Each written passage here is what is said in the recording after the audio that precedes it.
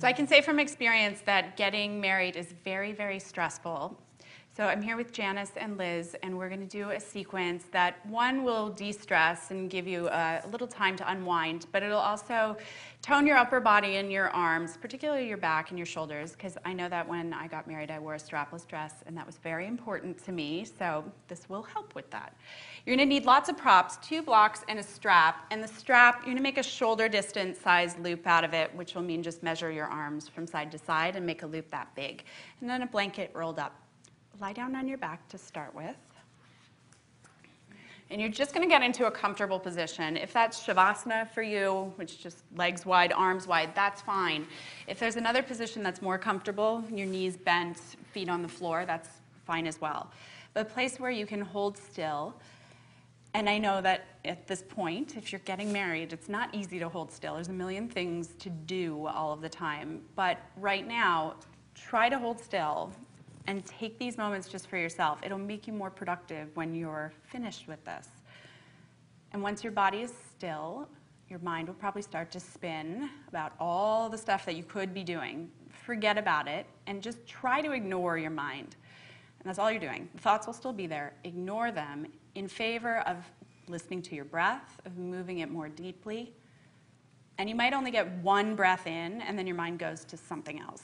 Just try over and over without frustration to go back and just breathe more deeply and pay attention to it. And then start to draw your breath all the way up into your chest. You get a little bit of a lift in the center of your chest. Your collarbones will spread wide. And then take the entire breath out to just let go and relax into the mat a little further. And continue with that process. And then it's all right to feel what your body feels like. And if it's tired, that's fine. Notice it. If you have joints that feel achy, notice them. Feel what's going on in your body so you can take care of it, so you can make it feel better. And throughout this, that same breath you've just set up, and try to follow it. And so keep it going. You blink your eyes open and just hug your knees into your chest. And just give them a good squeeze. And for some people, it'll feel good to just keep your lower back or the back of your pelvis on the floor. For some people, rounding feels a little bit better. And then knees wide or narrow, it really doesn't matter. No rules yet. I'm all about rules, but they haven't hit yet. They're coming. And then shift your hips a little bit to the right. Drop your knees over to the left. And once your knees move over to the left, you can put your left hand on your knees if you like. Right arm and take it out to the side. Janice, let me just take care of your situation here for you. So welcome. You can look over your right shoulder. And again, if you want your eyes closed at the beginning, that's fine. But pay attention to something that's happening right now. And whether that's your breathing or how your body feels in the twist, it's fine. You can choose either item. And then come on back up and go to the other side. So move your hips a little to the left as you take your knees up and over to the right. Reach your left arm out and look over that shoulder. And there's no effort that you have to put into this. The effort in terms of physical exertion, the effort is to hold still, to relax, and to try to watch your breath again. And sometimes I just say to myself over and over and over again, I am inhaling, I am exhaling. It's my new technique that I love. Janice, are you inhaling? All right, now bring your knees back up to center. Put your feet on the floor. You better be inhaling and exhaling with us. Cross your right ankle over your left knee. Flex your right ankle entirely so your toes pull back. And then grab your left thigh with both of your hands for thread the needle. So you can let your left leg do whatever it normally does. If it relaxes fully, that's fine. If you keep it engaged, that's fine too. It's really the right hip that you're watching, and you start with your ankle, flexing it so your toes pull back.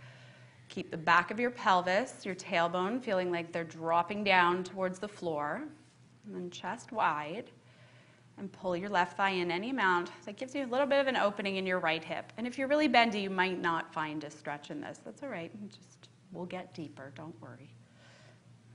And then let go of this side and do the other side. Cross your left ankle over, pull that leg in. And then again, always, whenever you're doing anything, hip, knee, toes, heel, on whatever leg it is you're working with, all end up in one line. And so here it'll mean flexing your ankle fully, the toes moving back. They'll be in line with your knee, and your hip, believe it or not, is in line.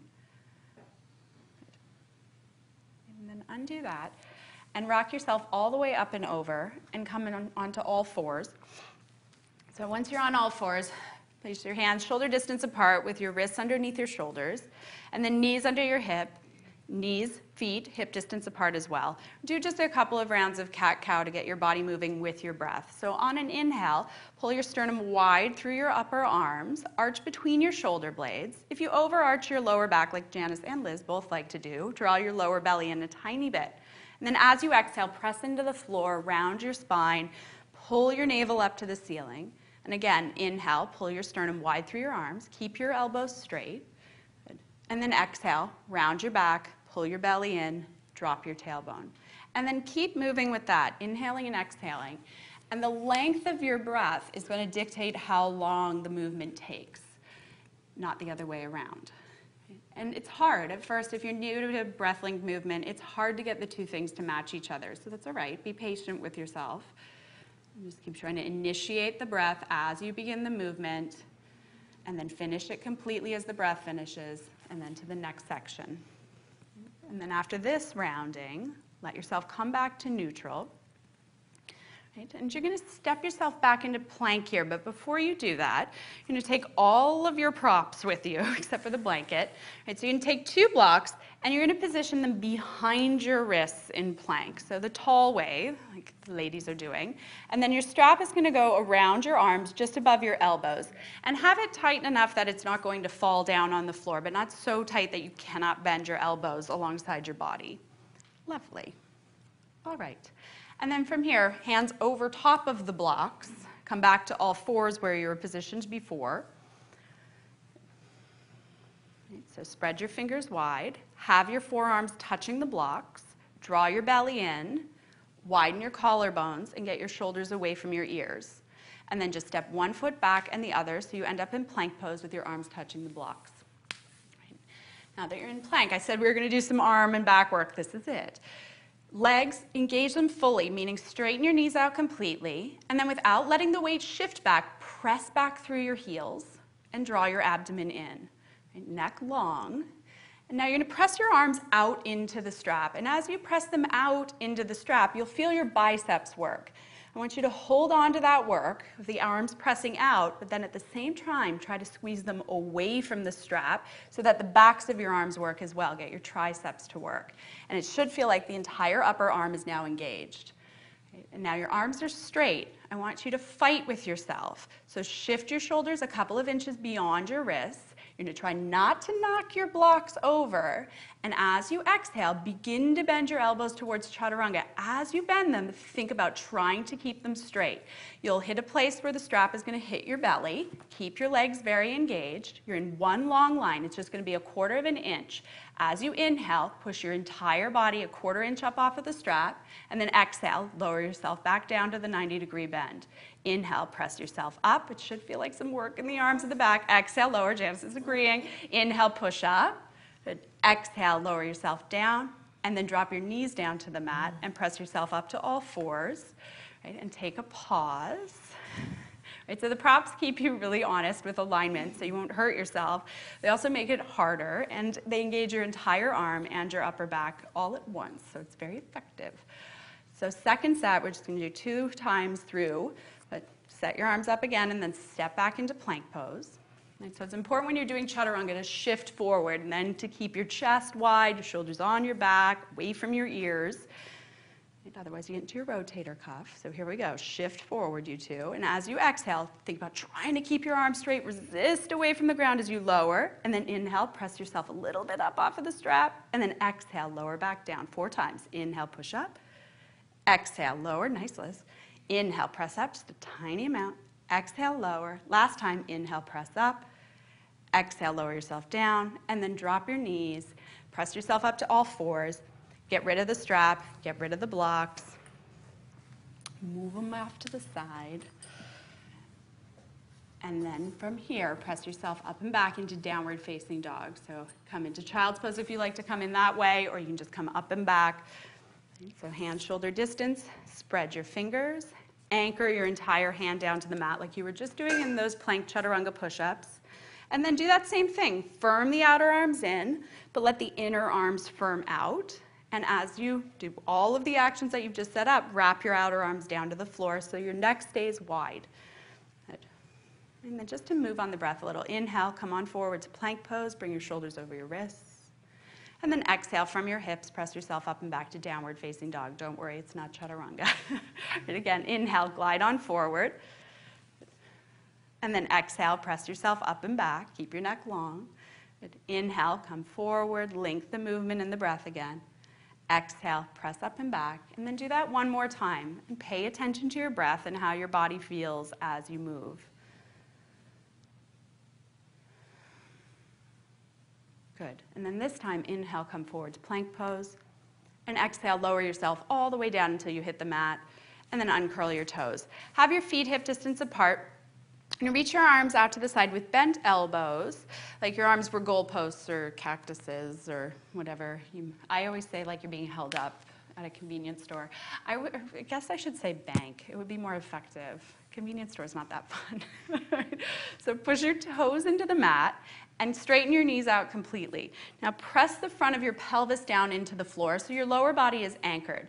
And you're not going for maximum height like you would in Cobra. Here you're just looking for some effort in the backs of your arms and in your upper back. So on an inhale, lift your arms, your shoulders, your chest and head about 1 or 2 inches off of the mat. Good. And then spread your fingers. Think about lifting the elbows just a drop higher, get the upper back to work, and then see if you can lift your chest maybe 1 inch higher, working the muscles between your shoulder blades. Good. And then exhale, lower yourself all the way down. Right, now dynamically, inhale, lift back up into that same position, and then exhale, lower down. Keep going. Inhale, lift yourself up. Good. Exhale, lower back down. 2 more. Inhale, lift up, keep your toes pressing into the mat. Exhale, lower. Last time, inhale, lift yourself up. Good, now straighten your arms out to the sides. Good. And then start to take your arms back alongside your body. Turn your palms to face one another. Lift your arms a little higher, and then interlace your fingers behind your back and reach your arms away from you.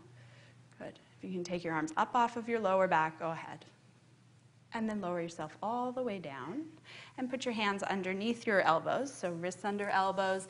Hug your elbows in like they were in chaturanga.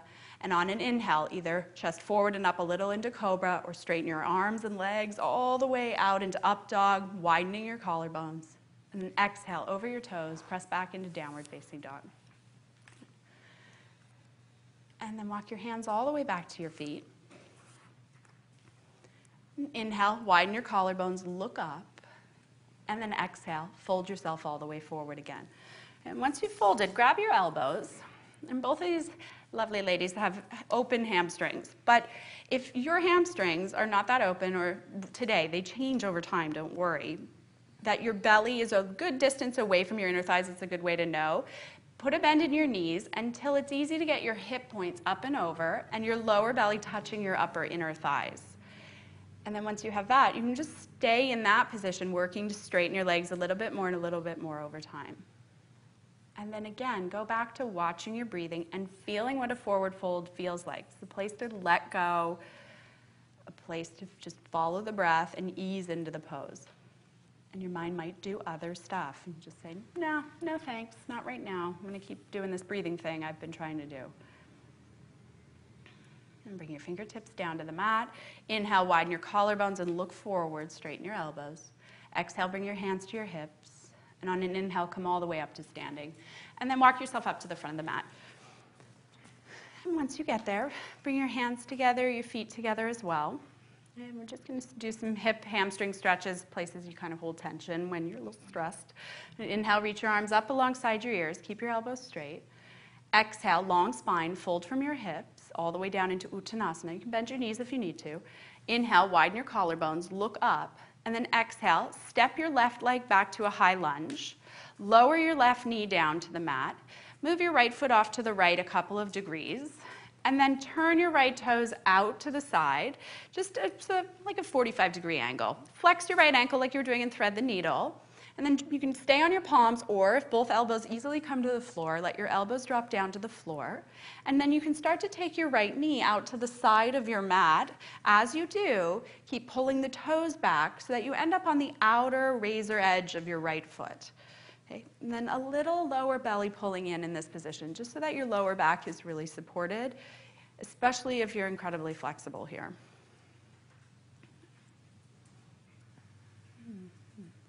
Janice and I have an unsaid matching rule. Stripes and pants today, stripes and pants. So, and then hug your right knee back in and come up onto your hands. Step your left foot to the front of your mat, feet together. Inhale into Ardha Uttanasana, widen your collarbones. Exhale, fold back down from your hips. Inhale, bring yourself up to standing, reach your arms alongside your ears. And then exhale, join your hands together, mountain pose. Second side, inhale, reach your arms up. Exhale, Uttanasana to fold all the way down. Inhale, chest wide, look forward. And then exhale, step your right leg back, lower the knee, shift your left foot to the left a couple of inches, turn the toes out from your hip, flex the ankle, down to the elbows or stay on your palms. And then, if it's all right, on your hip and your lower back, and doesn't feel like anything in your knee goes open to the side. And then just that little bit of belly, and it's only the part of your abdomen that's below your navel that you're trying to pull back towards your spine and then up towards the crown of your head.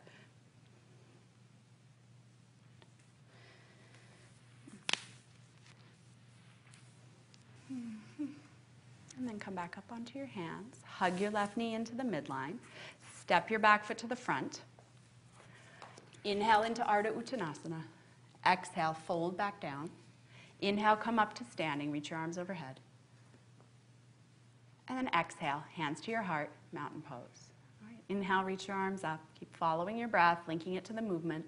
Exhale, fold forward. Inhale, widen, look up. And exhale, step back into downward facing dog from here. Oh, yes. And then lower your knees down.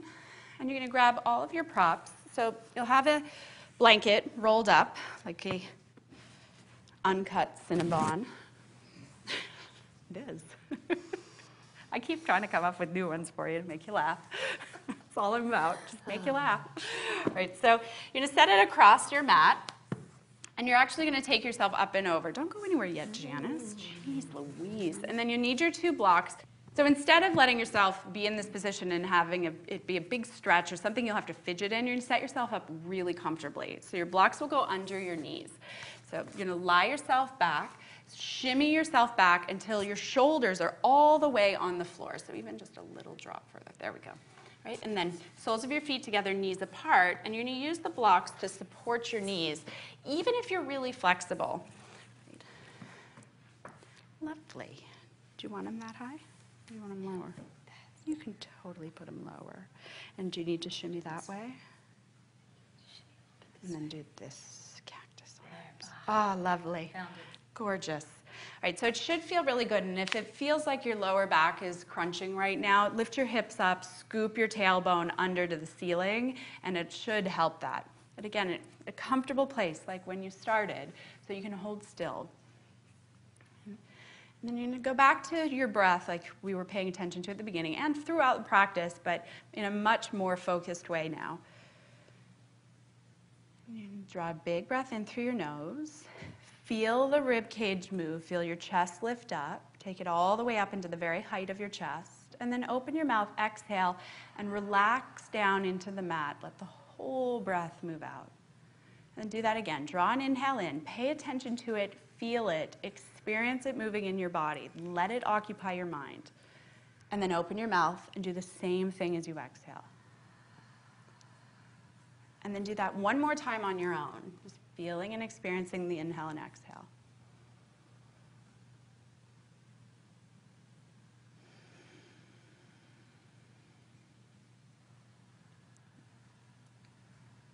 And then once you take that last exhale out, go back to your normal breathing pattern.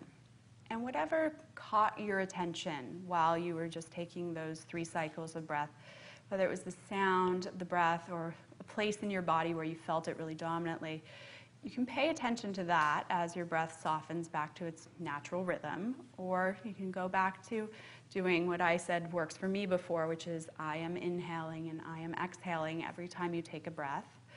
Or sometimes it helps just to count your breaths. Inhale 1, exhale 2, inhale 3, exhale 4. Whatever technique seems to work as you lie here, choose that one. And that doesn't mean your mind's not going to have thoughts in it, or that it's not going to, I always talk about it like your mind is a really, really, really good salesperson, and it's going to try to sell you all sorts of thoughts. But just every time it does, say, you know what, I'm not buying that today. I'm going to do this breathing thing. I'm all stocked up, thank you. And it might be that you have to do it every single breath. Or it might be that you get 10 thoughts in, the mind actually wins, and you get 10 thoughts in and realize you're not watching your breathing anymore. But whenever you notice that, back to the breath and just start again. If you're counting, start at 1 and all over again. If you're just paying attention, you just keep paying attention. It's not a frustration, it's hard. It's hard as any yoga pose, but especially under times of stress. It's the best place for you to be, ignoring your mind, paying attention to what's right in front of you. So that you can use that on your wedding day, too, to really enjoy the moment. So take this opportunity to cultivate that skill. So full rest, lie here as long as you like. I recommend a good long while. Take care of yourself. Enjoy your day. Namaste.